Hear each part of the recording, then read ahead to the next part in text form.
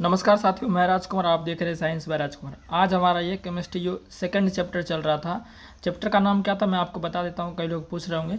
जो 9th वाला chemistry है, पहले हमने वही स्टार्ट किया था। पहला चैप्टर का नाम जो था हमारे आसपास के पदार्थ, जिसको सिर्फ हमने पदार्थ नाम दिया था, बाकी पढ़ना उसमें हमें पूरा है ना। चैप्टर का नाम कुछ भी दे, हम पढ़ना उसमें हमें पूरा है, जो एनसीईआरटी में रहता है। उसके लिए चिंता आपको नहीं करना है, ठीक है ना। और दूसरा पहला चैप्टर तो मैंने आपको बता दिया। दूसरा चैप्टर जो आपका है साथियों, दूसरा चैप्टर का नाम था 9th वाले एनसीईआरटी केमिस्ट्री में, क्या हमारे आसपास के पदार्थ शुद्ध हैं। तो इसमें बेसिकली हम पदार्थों के वर्गीकरण के बारे में पढ़ते हैं, मिश्रण के बारे में पढ़ते हैं। तो मैंने आपको जो है इसमें 2 क्लास इसका पहले से रिकॉर्डेड था, मैंने उसको आपको दे दिया। आज ये तीसरा क्लास है और इसमें पूरा ये ख़त्म हो जाएगा। फिर ये आपको हम फिर तीसरा चैप्टर स्टार्ट करेंगे, ठीक है ना। तो आप सीक्वेंस वाइज पढ़ते जाइए तो आपको समझ में आते जाएगा, ठीक है। और हमने इसके आसानी के लिए, आपको आसानी से ढूंढने के लिए प्लेलिस्ट भी बना दिया, ताकि आपको दिक्कत ना हो, ठीक है ना। चलिए, तो आज का जो पहला टॉपिक हम पढ़ते हैं, मिश्रण के घटकों का पृथक्करण। यानी कि जो मिश्रण है, अब हम अच्छी तरह से समझ चुके हैं कि मिश्रण क्या होता है। 2 या 2 से अधिक पदार्थों को किसी भी अनुपात में मिला दीजिए तो वो आपका क्या होता है, मिश्रण होता है, ठीक है ना। जैसे नमक और पानी मिला दिए, शरबत बन गया, है ना। तो वो भी मिश्रण हो गया। जैसे चीनी और पानी, वो भी एक शरबत बन गया, वो भी आपका क्या मिश्रण हो गया। खीर बना दीजिए, खीर में क्या रहेगा, दूध रहेगा, चावल रहेगा, चीनी रहेगा, छुआरा, किशमिश, काजू रहेगा, तो वो भी एक मिश्रण हो गया, है ना। तो मिश्रण कहने का मतलब हो गया कि किसी भी अनुपात में 2 या 2 से अधिक पदार्थों को मिला दीजिए। कोई फिक्स नहीं है कितना मिलाएंगे, कितना मात्रा में मिलाएंगे, कोई फिक्स नहीं है। तो उसे हम क्या कहेंगे, मिश्रण कहेंगे। अब क्या करेंगे, मिश्रण के घटक। घटक का मतलब क्या हुआ, जैसे हम बोल दिए कि आपका जो है नमक और पानी है, तो नमक और पानी मिलकर एक मिश्रण बन गया। तो अब हम घटक इसका क्या हो गया, चलिए चीनी और पानी एक मिश्रण बन गया ना, उसको शरबत बोलेंगे।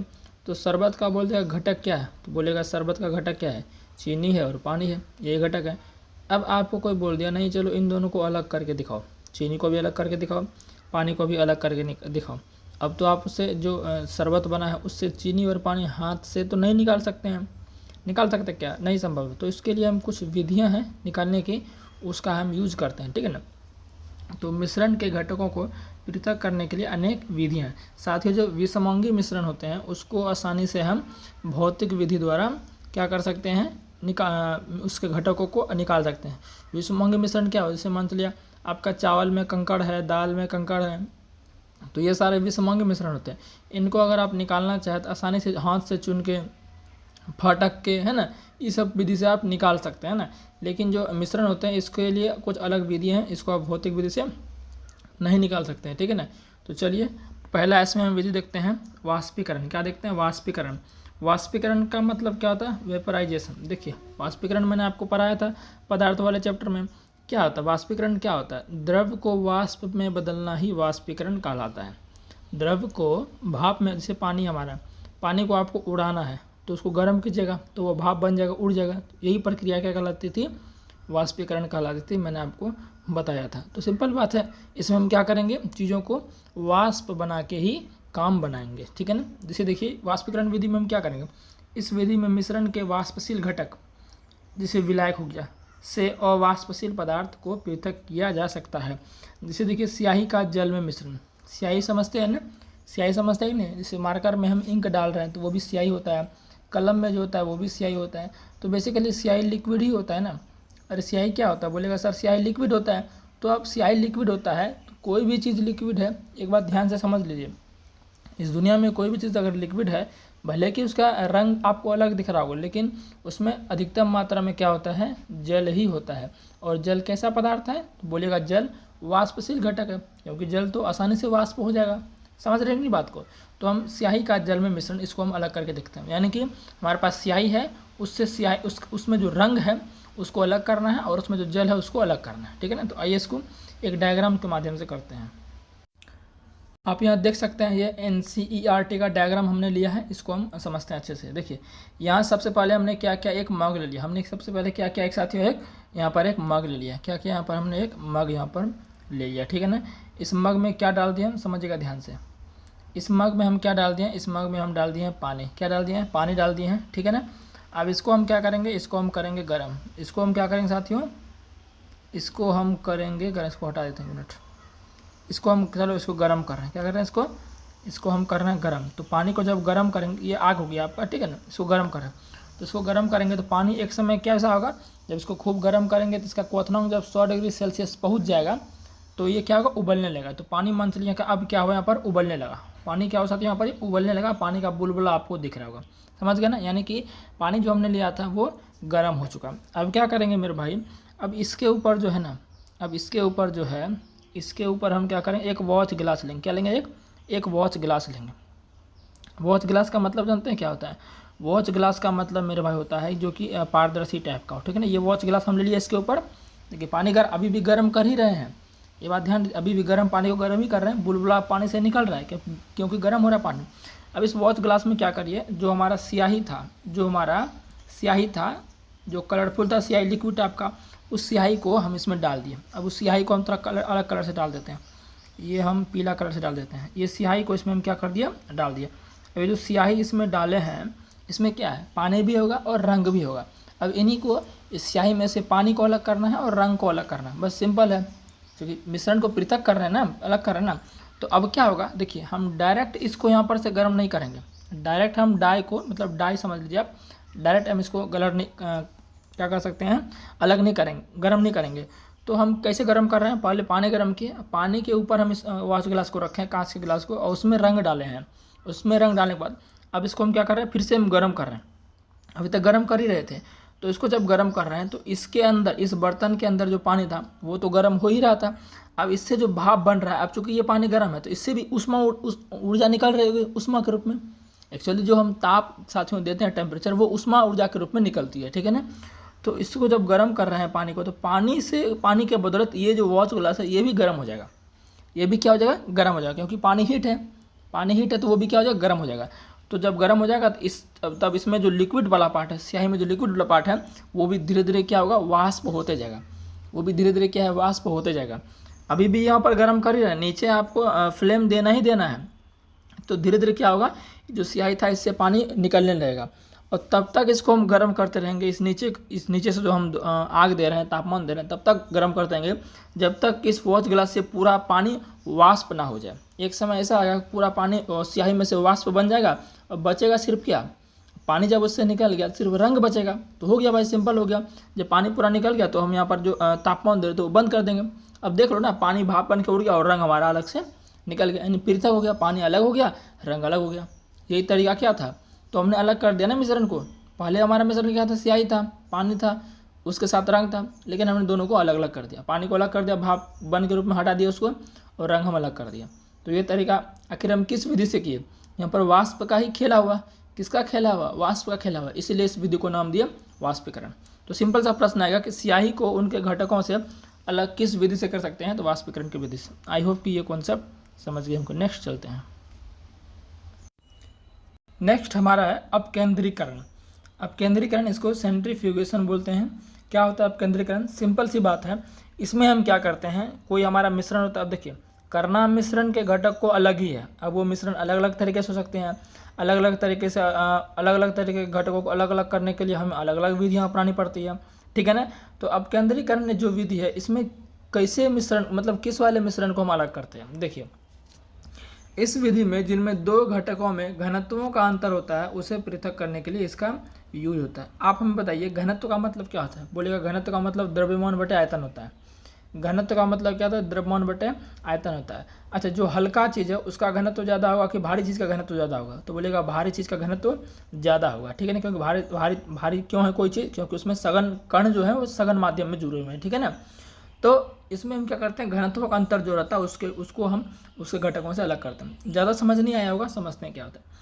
जैसे देखिए दूध से क्रीम निकालना, आपने देखा होगा कि जो दूध देते हैं वो क्या करते हैं, बिहार जो होते हैं वो दूध जो देते हैं वो क्या करते हैं, कभी कभी वो दूध से क्रीम निकालना चाहते हैं, तो वो उसके लिए एक मशीन रखते हैं। वो क्या करते हैं, उसके लिए एक मशीन रखते हैं, या सिंपल वो भौतिक विधि से भी साथियों, वो मतलब भौतिक विधि से कर रहे हैं, हाथ से अगर उसको जोर से घुमाएंगे, या किसी लकड़ी से या किसी स्टील वाले छड़ी टाइप के से तो घुमाएंगे, तो देखिएगा होता क्या है कि चूँकि दूध में क्या होता है, दूध में भारी कण, जैसे वसा हो गया, दूध में भारी कण क्या होते हैं, वसा होते हैं। तो जब दूध को मशीन में घुमाया जाता है तो दूध के जो हल्के कण होते हैं, दूध के हल्के कण क्या हो गए, जैसे दूध का क्रीम हो गया, क्रीम जो होता है वो दूध में हल्का पार्ट होता है। क्रीम जो होता है दूध में क्या होता है, हल्का पार्ट होता है। तो हल्का पार्ट का घनत्व तो कम होगा, भारी पार्ट का घनत्व तो ज़्यादा होगा। तो वसा का घनत्व साथ में ज़्यादा होता है, और जो आपका हल्का पार्ट है वो हल्का जो क्रीम है, जब दूध को जोर से घुमाते हैं किसी बर्तन में तो हल्का पार्ट क्या होता है, ऊपर आ जाता है। हल्का पार्ट क्या होता है, ऊपर आ जाता है। जब ऊपर आ गया तो उसको हाथ से काश के निकाल लिया जाता है या किसी मशीन द्वारा उसको निकाल लिया जाता है, ठीक है ना। तो यहाँ पर हुआ कैसे, घुमाने से हुआ। क्या हुआ, घुमाने से हुआ। तो इस प्रक्रिया को हम क्या कहते हैं, अपकेंद्रीकरण कहते हैं। सिंपल सा बात है। प्रश्न आएगा कि दूध से क्रीम निकालना किस विधि के द्वारा किया जा सकता है, अपकेंद्रीकरण विधि द्वारा किया सकता है, ठीक है ना। हाथ से जब घुमाएंगे तो हल्का पार्ट क्रीम ऊपर आ जाएगा और भारी पार्ट वसा नीचे बैठ जाएगा, ठीक है। फिर जैसे वॉशिंग मशीन में जो गीला कपड़ा जो हम धोते साथ वॉशिंग मशीन कपड़ा धोते हैं, वो भी किस सिद्धांत पर काम, किस विधि द्वारा होता है, अपकेंद्रीकरण विधि द्वारा ही होता है। समझ गए ना। और जैसे देखिए जांच प्रयोगशाला में रक्त और मूत्र की जांच करने में, जैसे देखिए जब आपका रक्त हो गया, देखते हैं जब ब्लड टेस्ट आपका होता है तो ब्लड लिया जाता है ना, तो उसमें क्या किया जाता है, प्लाज्मा को देखने के लिए प्लाज्मा को जोर से घुमाया जाता है। मैं आपको दिखाना चाहता हूँ। यहाँ देखिए आप, मैं आपको ब्लड का ये चित्र था मेरे पास तो मैंने आपको दिखा दिया। देखिए ये पूरा हमारा ब्लड है, ये हमारा क्या है, पूरा ब्लड है। ये ब्लड जो ब्लड टेस्ट करने वाला आता है वो आपके बॉडी से ब्लड लेता है। तब ब्लड टेस्ट वाले करने से क्या करेगा, इसको अब जोर जोर से घुमाता है। इसको जो ये जो आपका दिख रहा है, इसको क्या करेगा, जोर जोर से घुमाएगा। तो इसमें जो हल्का पार्ट है वो क्या होगा, ऊपर आ जाएगा। जिस तरह हमने दूध को जोर जोर से घुमाया था किसी बर्तन में, तो हल्का पार्ट क्रीम ऊपर आ गया था और भारी पार्ट जो था दूध का वो नीचे बैठ गया था, ठीक है। तो यहाँ पर साथियों जो आपका है रक्त को भी उसी प्रकार से किसी नली में, ये नली तो आपका इसी में घुमाया जाएगा। तो ऐसा एक समय ऐसा आएगा कि हल्का पार्ट ऊपर आ जाएगा और भारी पार्ट नीचे बढ़ जाएगा। तो देखिए हल्का पार्ट जो दूध का होता है वो प्लाज्मा होता है। क्या होता है साथियों, प्लाज्मा होता है। तो प्लाज्मा देखिए ऊपर आपको दिख रहा है, ये पीला टाइप का, हल्का पीला टाइप का प्लाज्मा। मैंने आपको रक्त वाले पार्ट में, रक्त वाले चैप्टर में अच्छी तरह से पढ़ाया प्लाज्मा क्या होते हैं, इसके बारे में हर एक चीज़ डिटेल में आपको मैंने पढ़ाया। प्लेलिस्ट में जाकर आप पढ़ सकते हैं अगर आप नए हैं तो। बाकी जो पुराने हैं उसको पता ही रहता है हमने क्या क्या पढ़ाया हुआ है, ठीक है। तो जब इसको रक्त को घुमाया जाता है जोर जोर से, तो जो हल्का पार्ट इसका प्लाज्मा है वो ऊपर आता है, और जो भारी पार्ट है, भारी पार्ट कौन होंगे, अरे भारी पार्ट कौन, जिसका घनत्व तो ज़्यादा होगा, तो आरबीसी, डब्ल्यूबीसी, प्लेटलेट्स, ये सारे भारी पार्ट होते हैं क्योंकि ठोस वाले भाग होते हैं रक्त के, ये तो सारे ये नीचे आ जाते हैं, ठीक है ना। तो उम्मीद है कि ये साथियों आप समझ गए होंगे। ये भी तो यहाँ देखिए कौन सा प्रोसेस हुआ, ये सेंट्रीफ्यूगेशन के प्रोसेस से ये पर प्लाज्मा को अलग किया जाता है। उम्मीद है कि समझ गए होंगे। आगे बढ़ते हैं। और एक दिया गया जैसे कि मूत्र की जांच करने में है ना, इस सब कभी आप जैसे तबीयत आपका खराब होगा, कुछ भी आप बड़े डॉक्टर के पास जाते हैं तो वो आपका सब चीज़ टेस्ट करता है, यूरिन टेस्ट करेगा, ब्लड टेस्ट का, उसी के बाद जो वो कुछ आगे प्रोसेस करता है। मतलब कोई मन से कोई ऑपरेशन कराना चाह रहा है तो कुछ भी करने के लिए, ऑपरेशन करने के लिए सबसे पहले डॉक्टर जो है, जो बड़े डॉक्टर होते हैं, वो पहले ब्लड टेस्ट करते हैं, यूरिन टेस्ट करते हैं ना, ये सब टेस्ट करते हैं। तो इन सब चीज़ में साथियों आप केंद्रीकरण का उपयोग किया है। बस सिंपल आपको ध्यान रखना है, ठीक है ना। चलिए अब देखते हैं नेक्स्ट हमारा जो है पृथक कार्य कीप विधि, इसको सेपरेशन फनल मेथड कहते हैं। पृथक कार्य कीप विधि, इसमें क्या करते हैं, इसमें भी आपका जो घनत्व होता है, इसमें बेसिकली 2 अघुलनशील द्रव, ये ध्यान रखिएगा, 2 अघुलनशील द्रव के लिए ये मेथड है। सिंपल आपको प्रश्न ऐसे भी आ सकता है एग्जाम में कि 2 अघुलनशील द्रव को अलग करने के लिए किस विधि का उपयोग करेंगे, तो करेंगे पृथक कार्य कीप की विधि द्वारा। अभी एक चीज़ और आएगा, 2 घुलनशील द्रव को अलग करने के लिए क्या यूज करेंगे। अभी हम क्या पढ़ रहे हैं, 2 अघुलनशील, मतलब जो क्या बोलते हैं, डिसोल्यूट नहीं हुए हैं, घुले हुए आपस में नहीं है, उसको अलग करने के लिए हम क्या यूज करेंगे, तो पृथक कार्य की विधि द्वारा अलग करेंगे। जैसे आप तेल और पानी को अगर आप घोलना चाहेंगे, तेल और पानी कभी घुलेगा आपस में, आपने देखा भी गलती से अगर पानी में आपका बोतल से गिर के तेल गिर गया होगा, बोतल से खुल के तेल गिर गया होगा, तो क्या वो घुलता है पूरा, तेल नहीं घुलता है। पानी में तेल कभी नहीं घुलता है। इसका रीज़न पता है क्या है, देखिए जो चीज़ जिसमें नहीं घुल रहा है मतलब उसका घनत्व कम है, समझ रहे ना बात को। तो पानी का घनत्व बेसिकली क्या होता है मेरे भाई, पानी का घनत्व क्या होता है, तेल से ज़्यादा होता है, ठीक है ना। पानी का घनत्व क्या होता है, तेल से ज़्यादा होता है, इसलिए तेल जो है पानी पर क्या होता है, तैरता है। समझ पा रहे हैं क्या बात को, तेल का घनत्व पानी से कम हुआ, या आप ऐसे बोल दीजिए पानी का घनत्व तेल से ज़्यादा हुआ, बात तो एक ही है ना, घुमा फिरा के बात बोलने से क्या ही है, चीज़ तो एक ही आ रहा है। तो तेल क्या होता है, पानी पर तैरता रहता है हमेशा। तो अगर मान चलिए गलती से कोई आपका पानी में तेल गिरा दिया, अब आप चाह रहे कि नहीं भाई हमको इसको अलग करना है, पानी को अलग कर दो, तेल को अलग कर दो, तो कौन सा मेथड अपनाएंगे, हम यूज करेंगे पृथक कार्य की विधि, सेपरेशन फनल मेथड यूज करेंगे, है ना। आइए इसको भी डायग्राम के माध्यम से समझते हैं। इस चित्र में आप देखिए, अच्छे से समझाता हूँ मैं आपको, ठीक है। देखिए ये आपका एक पूरा डायग्राम लिया गया, ये पूरा आपका क्या साथियों, ये पूरा डायग्राम लिया गया, इसमें समझाया गया। देखिए ध्यान से समझिएगा, ध्यान से यहाँ पर देखिए मेरे भाई, कोई आपका ये क्या है, ये पृथक कार्य कीप है, ये आपका क्या साथियों है, पृथक कार्य कीप है। इसके नीचे क्या लगा दिया गया है, स्टॉप कॉर्क लगाया गया। स्टॉप कॉर्क, स्टॉप कॉर्क का मतलब पता है क्या है? स्टॉप कॉर्क का मतलब यहाँ पर हो गया कि इससे कुछ भी चीज़ बाहर नहीं आए, मतलब इस फनल में, स्कीप में जो भी चीज़ है, इसमें भी क्या क्या है, इसमें तो हमने क्या कर दिया, इसको पानी और तेल मिला दिया है। इसी को हमको अलग करना है, पानी को अलग करना है, तेल को अलग करना है। तो इसलिए यहाँ पर स्टॉप कॉर्क लगा दें ताकि ये जो है बाहर ना आ पाए, ठीक है ना। और जब हम इसका यूज भी करेंगे, इसको हम बाहर भी कर सकते हैं, जब पानी को बाहर करना है या तेल को बाहर करना है, हम इसको बाहर कर सकते हैं, ठीक है ना। इसलिए स्टॉप कॉर्क लगाएं ताकि ये इससे निकल के बाहर ना चले जाए। उम्मीद है कि स्टॉप कॉर्क आप समझ करेंगे, ठीक है ना। अब यहाँ देखते हैं, समझते हैं, ध्यान से सुनिएगा, ध्यान से आप। अब देखिए थोड़ा कलर अलग कर लेते हैं, ये कौन सा कर ले, ये कर लेते हैं। अब देखिए ये आपका पृथक कार्य हो गया। अब इसमें हम क्या किए हैं, तेल मिला दिया, यहाँ पर मिट्टी का तेल दिया गया। मिट्टी का तेल लो या सरसों का तेल लो, क्या ही फर्क पड़ता है, ठीक है ना। ये आपका जल हो गया। तो जैसे ही मेरे भाई, जैसे मान चलिए आपका एक बर्तन है, जैसे आपका ये क्या है, आपका बर्तन, चलो बर्तन छोड़ो, कीप मान लो, ये आपका कीप था। इस कीप में ये ऊपर वाला पार्ट था, इस ऊपर वाला पार्ट को हम खोल के, इस ऊपर पार्ट ढक्कन समझ लीजिए इसको, ढक्कन, इसको खोल के इसमें क्या मिला दिया, सबसे पहले इसमें पानी मिला दिया। क्या मिला दिया, पानी मिला दिया। और उसके बाद इसमें हम क्या मिला दिया, केरोसिन का तेल मिला दिया, ठीक है ना। जब दोनों को मिला दिया तो दोनों का एक परत बन गया। अरे बन गया कि नहीं बन गया, ये देखिए तेल का एक अलग परत बन गया, ये पानी का एक अलग परत बन गया। तो यानी कि परत में विभाजित हो जाते हैं। इसका ऐसा क्यों हुआ, क्योंकि घनत्वों में अंतर है। ऐसा क्यों हुआ, घनत्वों में अंतर है, क्योंकि तेल का घनत्व जो है पानी के घनत्व से कम है, इसलिए तेल जो ऊपर पानी के ऊपर है, एक तरह से तैर रहा है, ऐसा समझिए आप, ठीक है ना। तो यहाँ पर एक क्या हो गया, परत का निर्माण हो गया। तो जब परत का निर्माण जैसे ही हो गया, अब हम क्या करेंगे, सिंपली अभी क्या करेंगे साथियों, इस स्टॉप कॉर्क को खोलेंगे। स्टॉप कॉर्क को क्या करेंगे, धीरे धीरे खोलेंगे। और जब स्टॉप कॉर्क को खोलेंगे तो सबसे पहले कौन, नीचे कौन है, पानी है। तो पानी को नीचे हम क्या करेंगे, यहाँ कोई बर्तन लगा देंगे, यहाँ क्या करेंगे, कोई बर्तन लगा देंगे। तो स्टॉप कॉर्क को खोलेंगे, पानी धीरे धीरे क्या होगा, एकदम थोड़ा थोड़ा गिरने देंगे, तो पानी धीरे धीरे क्या होगा, गिरने लगेगा। तो तब तक इसको खोले रहेंगे जब तक कि पूरा पानी गिर नहीं जाए। जब पूरा पानी गिर जाएगा तुरंत स्टॉप कॉर्क को बंद कर देंगे, और फिर कीप में हमारा क्या बच जाएगा, सिर्फ तेल बच जाएगा। तो देख लो भाई, कीप में आपका सिर्फ तेल बच गया और पानी को अलग से बाहर कर लिया, तो दोनों अलग अलग हो गया ना। अरे हो गया कि नहीं हो गया। फिर आप चाहे तो इस कीप से अलग से तेल किसी बर्तन में डाल लीजिए, तो देख लो भाई अलग हो गया। तो ये कौन सा विधि द्वारा हुआ, कीप, पृथक कार्य कीप से ही हुआ ना। तो बस सिंपल है, इस तरीके से हम जो है दो अघुलनशील द्रव को अलग कर सकते हैं। समझ पाए कि नहीं समझ पाए, उम्मीद है कि आप समझ गए हो। आगे बढ़ते हैं, ठीक है। अब हम समझते हैं नेक्स्ट, जो हमारा मिश्रण को पृथक करने का अलग तरीका है, वो है ऊर्ध्वपातन, जिसको सब्लिमेशन कहते हैं। क्या आप इससे परिचित नहीं हैं? बिल्कुल आप परिचित हैं, पहले चैप्टर में ही मैंने ऊर्ध्वपातन, वाष्पीकरण, इन सभी के बारे में मैंने आपको बताया था। तो ऊर्ध्वपातन क्या है, आपको पता है कि ऊर्ध्वपातन एक प्रकार का प्रक्रिया है जो सीधे ठोस से गैस में जो बदलती है, वो उस प्रक्रिया का नाम हमारा ऊर्ध्वपातन है। अगर कोई ठोस पदार्थ डायरेक्ट द्रव में ना बदल के गैस में बदल जाए तो उस प्रोसेस का नाम क्या है, सब्लिमेशन है, ऊर्ध्वपातन। जैसे आपका ऊर्ध्वपातित पदार्थ कौन से हो गए, जैसे आपका हो गया कपूर हो गया, आयोडीन हो गया, नेफ्थलीन हो गया, है ना। ये सारे आपका क्या होते हैं मेरे भाई, ये सारे आपके ऊर्ध्वपातित पदार्थ होते हैं, ठीक है ना। तो ये तो और सिंपल है, जो ऊर्ध्वपातन समझ चुका है उसके लिए और सिंपल है। इसलिए मैं कहता हूँ चीज़ों को सीक्वेंस में देखिए, ऐसा नहीं कि सीधा चौथा लेक्चर स्टार्ट कर दिया, नहीं, सीक्वेंस में देखिएगा तो कभी साइंस में डाउट नहीं होगा। साइंस में छोड़िए, मैथ रीजनिंग किसी में डाउट नहीं होगा, ठीक है ना। सीक्वेंस में चीज़ें पढ़ा करिए।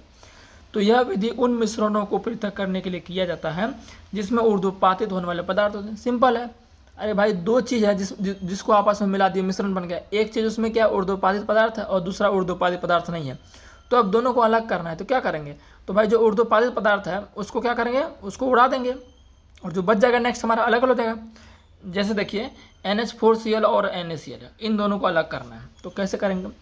अब आपको अच्छे से पता है कि NH4Cl क्या है, बोलेंगे सर ये तो नौसादर है, अमोनियम क्लोराइड इसी को बोलते हैं। तो ये तो हमारा ऊर्ध्वपातित होने वाला पदार्थ है, और उसके साथ साथ हम नमक को मिला दिया। अब दोनों को अलग करना है, तो सिंपल कैसे अलग करेंगे भाई, इसको हटा दो ना, इसको ऊर्ध्वपातित कर दो, इसको ऊर्ध्वपातित कर दो, क्योंकि ये ठोस है। और ये डायरेक्ट किस में बदल जाएगा, ये बदल जाएगा आपका किस में, डायरेक्ट गैस में बदल जाएगा। सारा ये गैस बन के उड़ जाएगा ये, और बचेगा कौन हमारा NaCl, तो उड़ जाएगा ना अलग। NH4Cl गैस बन के उड़ जाएगा, गैस बन के उड़ जाएगा, हटा खत्म हो जाएगा वो, और बचेगा आपका इधर NaCl। तो दोनों अलग अलग हो गया। चित्र के माध्यम से समझते हैं। इस चित्र में आप समझने का प्रयास करिए, मैं आपको समझाता हूँ कि कैसे हम ऊर्ध्वपातन विधि द्वारा मिश्रण के घटकों को अलग कर सकते हैं, लेकिन कंडीशन क्या है कि जिस मिश्रण के घटक को आप अलग कर रहे हैं उसमें एक ऊर्ध्वपातित पदार्थ होना चाहिए। दो मिश्रण है तो उसमें दो अवयव से बनकर बना मिश्रण है तो उसमें एक अवयव आपका क्या होना चाहिए, ऊर्ध्वपातित होना चाहिए। समझ गए ना, ऊर्ध्वपातित पदार्थ होना चाहिए। तो हमने क्या लिया यहाँ पर NH4Cl, NH4Cl प्लस में हमारा क्या है, नमक है, यही है। और इनमें से NH4Cl क्या हमारा ये ऊर्ध्वपातित होने वाला पदार्थ है, और NaCl जो हमारा है वो ऊर्ध्वपातित होने वाला पदार्थ नहीं है। तो ऊर्ध्वपातित के माध्यम से NH4Cl को हम खत्म कर देंगे, बचेगा NaCl। देखिए कैसे यहाँ पर किया, समझिएगा ध्यान से। यहाँ पर देखिए हमने क्या किया है, पहले एक क्या बोल सकते हैं, चीनी की मिट्टी का प्याली यहाँ पर लिए, चीनी की मिट्टी का यहाँ पर क्या ले लिए, एक प्याली ले लिए, ठीक है ना। इसमें हम क्या मिला दिए, इसमें क्या मिला हुआ आपका, इसमें वही मिला हुआ अमोनियम क्लोराइड मिला है, नमक मिला। मैं इसको शॉर्ट में लिखता हूँ अ और मोल लिखता हूँ, ठीक है ना, समझिएगा आपको। अ से अमोनियम क्लोराइड, 9 से नमक, सॉरी 9 से नमक होगा ना, 1 मिनट, 9 से नमक होगा, ठीक है ना। अमोनियम क्लोराइड और नमक हो, यानी कि NH4Cl है और आपका नमक है, ठीक है ना। अब इसके ऊपर हम क्या करते हैं, इसके ऊपर एक उल्टा कीप रखते हैं। क्या करते हैं, उल्टा कीप रखते हैं, ठीक है मेरे भाई, उल्टा कीप रखते हैं। ये हम क्या कर दिए, एक उल्टा कीप रख दिया, ठीक है ना। इसके ऊपर क्या कर दिए, उल्टा हम कीप रख दिए, ठीक है ना। और इस कीप के ऊपर क्या करते हैं, रुई लगाए थे। क्या करते हैं, रुई लगाए थे। रुई क्यों लगाए हैं वही बताते हैं क्यों लगाए हैं। अब इसको हम क्या करते हैं, गर्म करते हैं। क्या करते हैं, इसको हम गर्म करते हैं। इसको हम क्या करते हैं, गर्म करते हैं। किसको, जो हमारा, पहले इसके ऊपर बर्नर रख देंगे ताकि डायरेक्ट इसको, कांच वाला है ना, टूट सकता है हीट से, डायरेक्ट हम इसको करेंगे, ठीक है ना। पहले इसके ऊपर कुछ ये क्या लोहे का जाली टाइप का बना देते हैं, उसके बाद उसके ऊपर हम लोहे के जाली के ऊपर हम रखते हैं कांच वाले बर्तन को। अब हम गर्म करते हैं, तो जब गर्म करेंगे तो होगा क्या, जब गर्म करेंगे तो होगा क्या, अमोनियम क्लोराइड क्या है, अमोनियम क्लोराइड ठोस है, पाउडर टाइप का होता है। भाई पाउडर क्या हुआ, ठोस ही हुआ ना, अरे पाउडर क्या हुआ, ठोस ही हुआ। तो जैसे जैसे गर्म करते जाएंगे तो अमोनियम क्लोराइड क्या होगा, ऊर्ध्वपातित पदार्थ है, ये ठोस है, तो ये डायरेक्ट किससे बदल जाएगा, किस में बदल जाएगा, गैस में बदल जाएगा, वाष्प में बदल जाएगा। इसी को तो ऊर्ध्वपातन विधि कहते हैं। तो गर्म करने के बाद ये आपका अमोनियम क्लोराइड ये आपका गैस बन के उड़ने लगेगा। क्या होगा, उड़ने लगेगा। और ये आपका ये जो कीप है ना, फनल, जो इसके परत, इसके अंदर क्या होगा, सारा यहाँ जमा होते जाएगा। क्या होगा, ये जमा होते जाएगा। और रुई क्यों लगाएंगे, रुई इसलिए लगाएं ताकि जो ये गैस बन के जो बाहर जा रहा है, मतलब जो अमोनियम क्लोराइड वाष्पित हो रहा है, ये बाहर ना चले जाए, इसीलिए रुई लगाएं। सिंपल, समझ गए ना बात को। तो रुई क्यों लगाए थे आप समझ गए। अब ज़रा देखिएगा ध्यान से।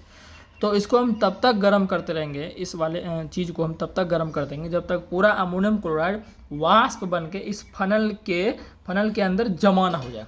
एक समय ऐसा आएगा कि पूरा अमोनियम क्लोराइड फनल के अंदर, यानी कीप के अंदर साथियों जो आपका है, पूरा वाष्प बन के जमा हो जाएगा और बचेगा नीचे क्या, सिर्फ NaCl। अब जब ये पूरा प्रोसेस अमोनियम क्लोराइड पूरा उड़ जाएगा, वाष्प बन जाएगा, अब इस कीप को क्या करेंगे, हम कीप को हटा लेंगे। कीप को हटा लेंगे और जितना भी अमोनियम क्लोराइड साथियों आपका था उसमें जमा था, उसको हम चम्मच के माध्यम से निकाल लेंगे। बस हो गया हमारा आपका। देखिए ना, अब इसमें क्या बचेगा, इसमें सिर्फ नमक बचेगा। तो देख लो ना भाई, नमक को अलग कर दिया और आपका अमोनियम क्लोराइड को अलग कर दिया। सिंपल विधि है ये। कंडीशन क्या है, एक ऊर्ध्वपातित पदार्थ होना चाहिए। समझ गए ना, उम्मीद है कि समझ गए होंगे।